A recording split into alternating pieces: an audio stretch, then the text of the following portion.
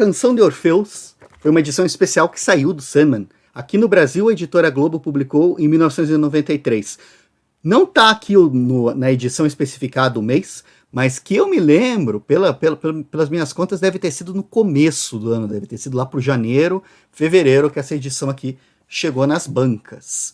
Ela é uma edição especial, então nessa primeira tirada de publicações do Sandman, né, a série original, né, ela teve 75 números, e esse aqui foi uma edição, um número extra, né, uma edição especial, saiu fora, digamos assim, da série básica, e, no entanto, está profundamente ligada com ela. Na edição Absolute, essa história foi publicada no volume 3, e nas edições e volumes separados, né, por arcos, ela está na coleção Fábulas e Reflexões. Em A Canção de Orfeus, a gente vai encontrar a Calíope, que a gente já conhecia lá da edição número 17, né, a Musa, a história da Musa, o próprio Orfeus, que a gente já tinha conhecido ele também naquela história Termidor, né, com a Joana Constantini. E essa história aqui ela é fundamental para a gente entender, porque a relação do Orfeus com o pai dele, Morfeus, ou Sonho, né, é que vai dar a trama que vai levar à conclusão da série do Sandman. Assim, tipo, é fundamental. Tudo que vai se desencadear daqui para frente tem muito a ver com os desentendimentos e rancores que estão aqui nessa edição.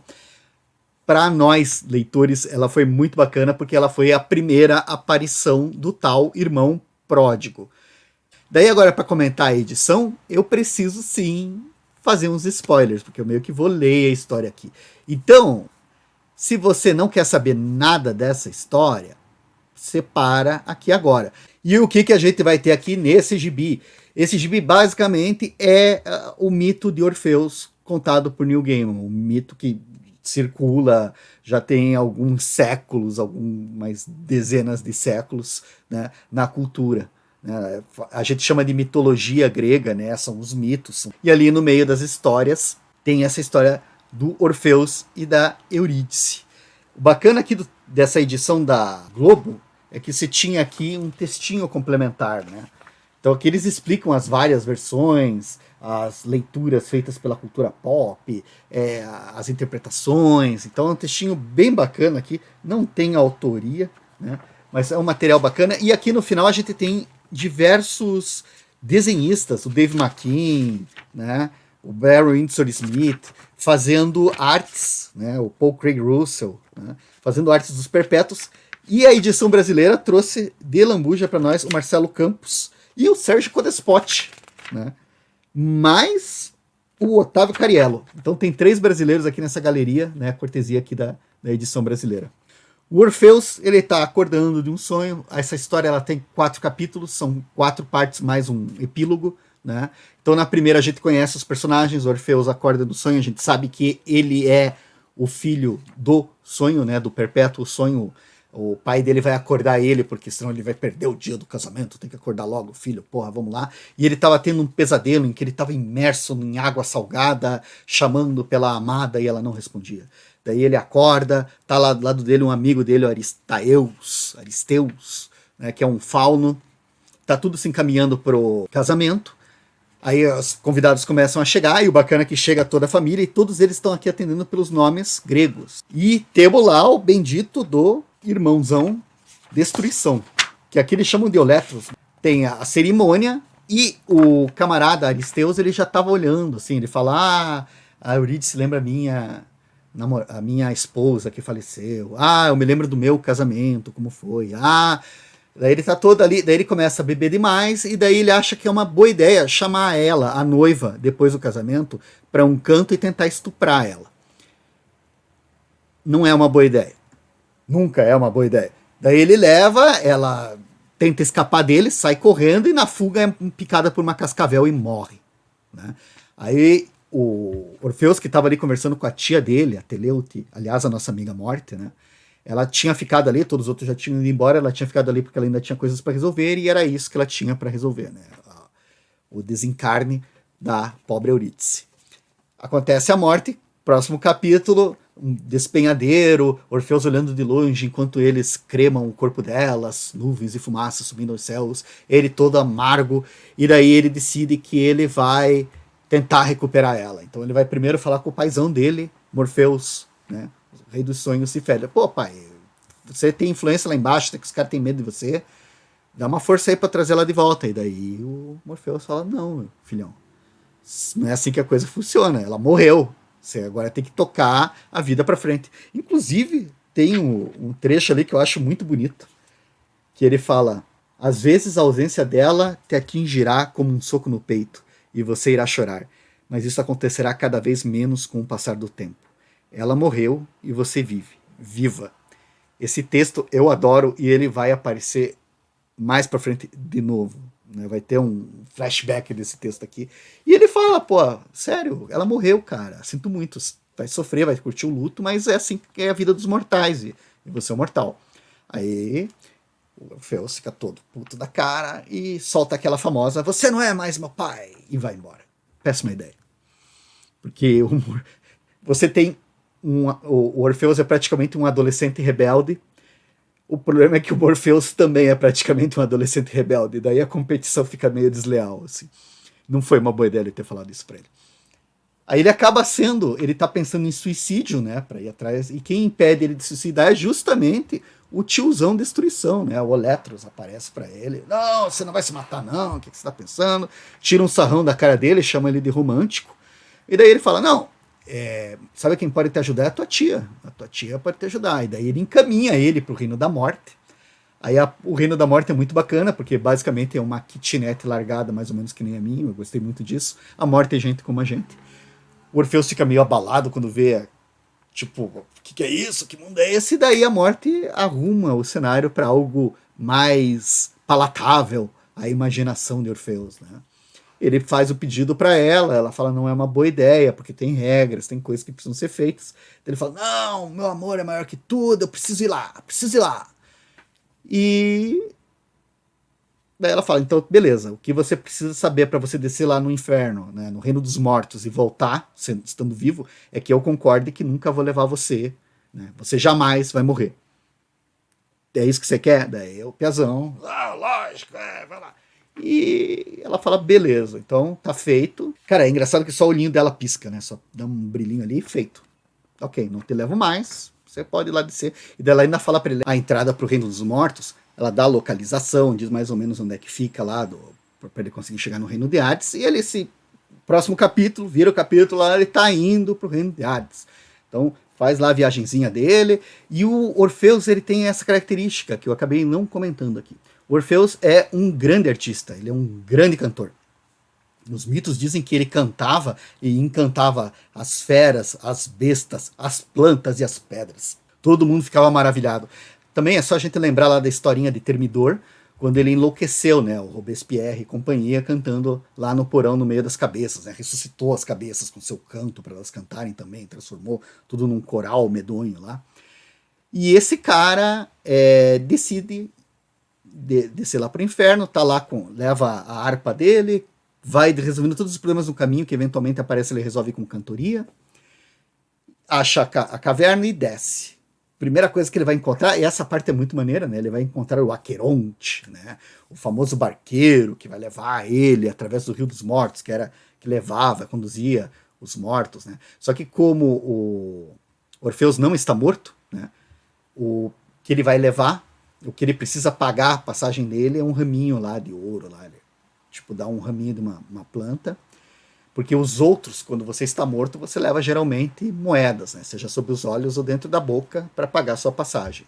Daí no meio do caminho, o Aqueronte fala para ele, faz tempo que eu não escuto uma música, será que você faria a gentileza de dar uma palhinha aí? E ele dá uma palhinha, dá uma canção lá, o cara chora assim e tal, é bem bacana. Daí ele pergunta assim, nossa, eu estou ofendendo você, me desculpe. Dele, não, continue. Daí ele continua tocando, o cara chora lá e tal.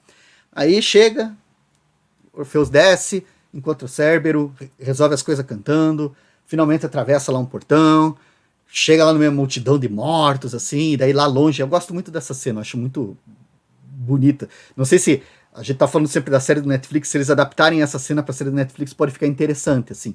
Ao longe, lá no meio dessa multidão de mortos, tem tronos de Hades e Perséfone, né? E eles são gigantescos, e daí o Orfeus chega no pé deles e fala, olha, eu quero levar a Eurídice de volta, e aí? O que faz? Aí o cara fala, não, ela está morta, não é assim, e daí eu vou defender minha posição cantando. E daí ele faz lá o seu númerozinho musical.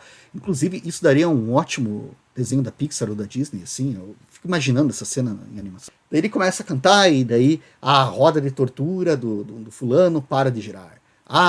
O Prometeus, né, que estava lá sendo devorado, né, os abutres devorando, os abutres param de devorar o seu fígado. Né. Todas as punições que estavam ocorrendo param para ouvir a canção de Orfeus. E daí as fúrias, é interessante falar das fúrias, porque elas também vão aparecer nessa nossa trama que vai encerrar essa série de quadrinhos, né? Elas estão lá e elas choram, né? Choram, e daí depois a Perséfone ainda vai falar, Orfeus, você fez as fúrias chorarem. Nunca ninguém fez as fúrias chorarem. Elas não vão se esquecer disso, você tá ferrado.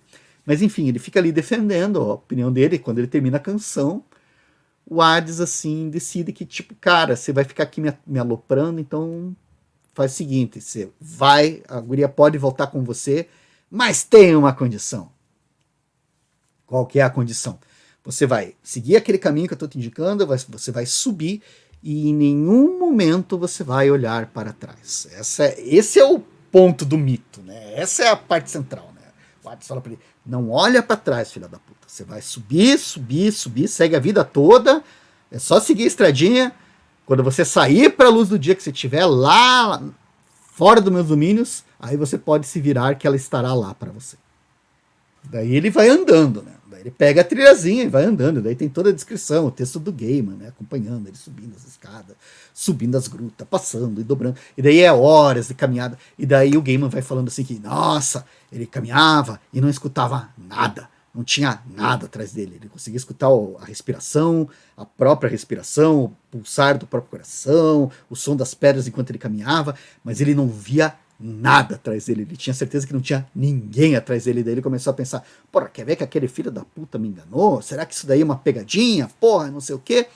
E ele vai subindo e vão... E, cara, é uma caminhada longa, enorme, assim, até que ele finalmente vê a luz do dia. Daí ele vai andandinho, assim, e daí ele, puta, cara, esse cara me enganou, ela não tá aqui. E daí no que ele sai quase da gruta, ele decide olhar para trás, e ela tava atrás dele. E daí ela se perde para sempre nas trevas do submundo. Ele cai de joelhos na frente da gruta e berra para os céus. Não! Aquela coisa, né? Ah, meu Deus. E daí, fim dessa parte. E a próxima já mostra o nosso amigo Orfeus bem mais velho, né? Tá com aquela barba mal feita, já tá com o cabelo um pouco grisalho, se passaram anos. Ele é visitado pela mamãe dele, a Calíope. Aí a Calíope conta que por causa dele ela brigou com Morfeus. Aliás, até eu fiquei curioso essa história de Morfeus e Calíope, porque ela teve filho com Morfeus, né? Ele teve filho com ela, e eles estavam juntos ainda no casamento, e o Piá já devia ter, sei lá, uns 20 e poucos anos, 18. Então, assim, cara, acho que foi a relação mais longa que o Morfeus teve na vida dele, né? A relação estável mais longa, porque foi bastante tempo ali juntos. E daí ela finalmente brigam por causa do filho. Ah, porque ele não quis te ajudar, eu achei isso errado, cuzão. E daí ela ainda tenta animar ele, assim, tipo, não, você tem que retomar a vida. E daí ele, não, a minha amada morreu, minha vida acabou. E fica ali tocando pros animais, né? Aí, inclusive, ele conta pra mãe dele que ele tentou se matar e não conseguiu, né? O pacto que ele fez com a morte tornou ele imortal, né? Tipo, ele não importa o que aconteça, ele não morrerá, né? E daí a Calíope fala para ele, olha, então pelo menos se cuide, né? Eu escutei lá que como é que ela chama lá, as mulheres do Frênese, as bacantes, as mulheres, as amantes de Dionísio, um grupo de mulheres que parece uma torcida de futebol organizada, curtindo a vida doidado, bebendo, arrebentando, batendo, tipo, e elas vêm assim, estão passando por ali, tipo o rolezinho das bacantes, e daí ela avisa o filhão, né? Ó, você vaza que vai feder. Daí ele, não, eu não me importo, porque a minha amada morreu, eu ficarei aqui. E Calíope se despede do filhão, some assim, né, que ela tem esse palpite que ela nunca mais vai ver ele, ela se despede dele, e daí na hora que ela sobe, você vira a página, de repente fecha um monte de nuvens, aqueles relâmpagos, começa aquela chuva, aquela tensão de tempestade, e elas vêm, cara, e as bacantes são ferozes, cara, assim, várias mulheres, criança, donzelas, mulheres maduras, idosas, cercam lá o cara e falam: ah, você vai festar com a gente, você vai transar com a gente. E daí ele fala: não, só houve uma mulher para mim, minha amada Eurídice. E elas matam ele, elas despedaçam ele, arrebentam ele, devoram o corpo todo dele e sobra só a cabeça, que elas jogam no meio do rio. E daí a cabeça vai. Isso tá nos mitos, cara. Eu me lembro que eu li isso. Tinha a Enciclopédia Britânica Barça, me lembro de ter lido na Barça. A cabeça de Orfeus descendo pelo rio, ainda murmurando o nome de sua amada Eurídice. Acaba aí. Só que tem o epílogo. Daí, no epílogo, a cabeça de Orfeus tá na beira da praia lá, deve ter desembocado no rio, o mar levou, tá lá, e daí vem vindo uma cobra, e daí nessa hora aparece o pezão do Morpheus, assim, do sonho, pisa em cima da cobra, ela espanta ela, pega a cabeça do filhão e fala, dá aquele discurso pra ele: olha, você não devia ter feito essas coisas, não foi prudente, não foi uma boa ideia, não foi uma boa ideia. E o Morpheus, ele guarda rancor, ele é rancoroso, ele pega a cabeça do filhão, fala pro Orfeus: olha, já falei aqui que os sacerdotes iam sair, eles vão te encontrar, vão cuidar de você, e essa é a última vez que eu tô falando com você. Daí ele ainda fala: não, mas pai, você disse que eu não sou mais seu pai. Daí põe a cabeça dele em cima de uma pedrinha, daí o cara adora essa parte: pai, por favor, pai, me ajude a morrer. E daí é a resposta: sua vida lhe pertence, Orfeus. Sua morte, da mesma forma, é sua. Para sempre, apenas sua. Não iremos nos encontrar de novo. Pai, volte, por favor, pai. Cara, daí ele coloca a cabeça do cara. O cara só tem a cabeça, cara. Ele coloca a cabeça do cara de um jeito que ele não consegue virar o rosto, óbvio. Ele vira as costas e vai andando pela praia, pela enorme praia, sem nunca olhar para trás, escutando os lamentos do filho, passo por passo, bem de boa. E eu tenho certeza que ele adorou cada passo. Que sujeitinho, né? Eu não queria estar na pele dele. Mas enfim, daí acaba a história, né? Daí vem, no nosso caso aqui, vem o textinho explicando os mitos e etc. Eu curto pra caramba essa história, acho que foi muito importante, assim, pra mitologia do Sandman, né? Ela é fundamental, a gente fica sabendo da relação dele, fica sabendo o que aconteceu, a gente conhece finalmente o Destruição, né? Esse fanfarrão, esse cara que ainda vai também estar relacionado com essa história que vai levar pro final da série, né? Pra grande conclusão, né?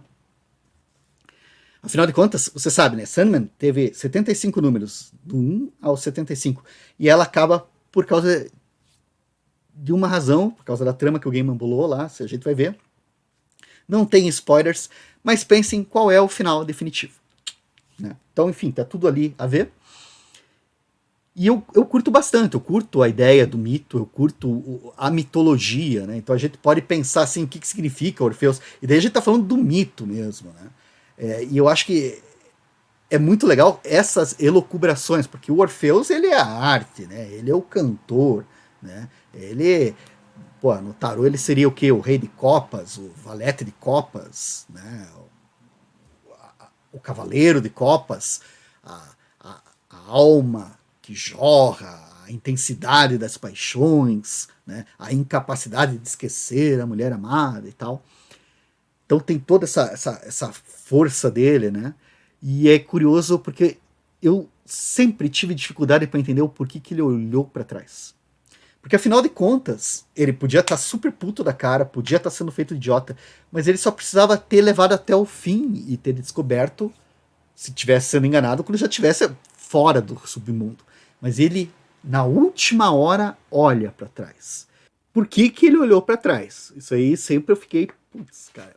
E o mais engraçado é que hoje, olhando, porque é um mito, ele lida com uma série de aspectos, às vezes, como a gente costuma dizer, né, o indizível da nossa existência humana, né, e tal, assim, as nossas profundezas da psique, né. Eu gosto muito dessa interpretação dos mitos, né. O reino do submundo, o reino dos mortos é o nosso inconsciente, né, é onde a gente joga, reprime todas as coisas que a gente não consegue compreender, aquilo que está além, né, da nossa compreensão. E esse artista acessa esse submundo através da sua arte e está voltando.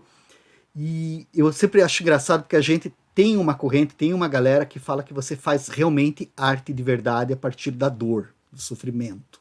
Né? Aí os caras que vão falar, o Van Gogh, a loucura que o consumiu, como ficou tudo intenso no trabalho, o Michelangelo, a dedicação, o sofrimento, a intensidade. Enfim, sempre vão falar, tem esse mito, que eu acho um mito, né? Isso eu acho realmente um papo furado de associar a produção de arte com sofrimento. Mas tem isso. E daí eu fico muito pensando que o Orfeus, ele perdeu a sua amada Eurídice. Se ele tivesse trazido ela de volta, ele ia ter uma vida perfeita, ia ter uma vida agradável, ia ter uma vida bonita. E que tipo de arte que ele faria com isso? Daí quando ele perde ela, quando ele perde por um erro dele, que aumenta ainda mais a tragédia, quando ele falha, quando ele perde a própria mortalidade nessa tentativa de tentar trazê-la de volta, a gente tem a tragédia perfeita. Se tivesse tido um final feliz, não seria tão legal. É legal ele se fuder no final. E eu acho que ele olhou para trás justamente por causa disso, para fazer uma história bacana, para tirar, mesmo que ele não diga que isso é loucura, que o personagem, né, o próprio personagem, não, mas como assim? Mas eu acho que tem, aí entra a ideia do submundo, né, do inconsciente, daquelas coisas que a gente faz e não percebe, né, a gente acha que a gente tá mandando em tudo e de repente tem umas coisas lá no fundo que não estão no nosso controle e a gente faz as burradas. E as burradas é porque a gente quer abraçar um determinado tipo de existência. E acho que o Orfeus estava naquela, assim, de querer, sim, ser o cara trágico, não o cantor de pastoreio tranquilo, mas sim um cara trágico para ser lembrado por gerações. Né? Um negócio bem... Mas é uma ideia minha, não sei se tem muito fundamento. O que você acha? Já leu essa história? Quer deixar sua opinião aqui embaixo? Aproveita e já deixa uma curtidinha aí pra gente. E ia contar para vocês, minha gente, tô fazendo essa série, esse é o primeiro vídeo dessa série que eu gravo agora em 2022, né? Eu estou num processo de mudança e esse é provavelmente o último vídeo que eu gravei do Kitnet HQ aqui nessa kitnet. Então esse vídeo é muito especial para mim, né? Tô encerrando aqui uma fase da minha vida que foi muito bacana, eu fiquei morando 11 anos, 12 nesse prédio aqui, né? Tem bastante história para contar, né? Foi um período muito bom para mim e agora eu tô virando uma página para ir para outro lugar. Não é uma despedida de vocês, né? É uma despedida aqui desse apartamento e acho que vai mudar um monte de coisa até da estrutura como a gente fazia. Porque eu aqui estava sempre fazendo com escama, né? A gente não tinha um espaço de trabalho adequado, a gente tem aqui as prateleiras, mas é tudo muito apertado, é tudo muito empilhado e talvez para lá as coisas mudem um bocado. Vai continuar sendo kitnet HQ, mas talvez mude alguma coisa só no... Ou talvez não, né? Só montar as estantes de novo e ninguém nunca vai perceber. Enfim, mas só para registrar aqui. Pessoal, muito obrigado pela presença de vocês, pela companhia de vocês. E logo, logo, vamos voltar aí com mais historinhas aqui do Sandman, assim, que eu quero terminar, né? Já passamos da metade, estamos indo para o final, né? Estamos já na segunda metade dessa série. E eu quero concluir ela. E eu não sei se eu não concluo ainda antes de estrear a série da Netflix, porque eu achei que eu tava demorando, mas o pessoal da Netflix também demora pra caramba. Enfim, obrigado aí pela companhia e vamos se falando. Até a próxima.